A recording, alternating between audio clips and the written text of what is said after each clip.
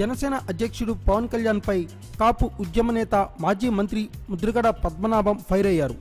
కాపులను BC జాబితాలో చేర్చాలని demand చేస్తూ వైసీపీ అధినేత జగన్ పరోక్ష సహాయంతో చేపట్టిన ఉద్యమం ఎంత ఉధృతంగా కొనసాగిందో మనందరికీ తెలిసిందే. అయితే ఈ ఉద్యమంలో రత్నాచల్ ఎక్స్ప్రెస్కు కాపు ఉద్యమకారులు నిప్పుపెట్టడంతో ఈ శాఖ కేంద్రానికి సైతం తాకింది.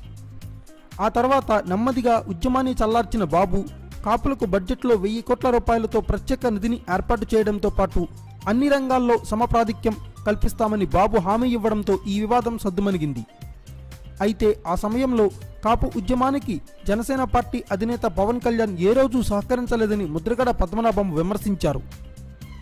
గుంటూరు జిల్లా చిలకలూరిపేటలో విలేకరులతో ఆయన మాట్లాడుతూ పవన్ని చాలాసార్లు తమ ఉద్యమానికి మద్దతు ఇవ్వాలని కోరామని, అయినా పవన్ మా విన్నపాన్ని పట్టించుకోలేదని చెప్పారు.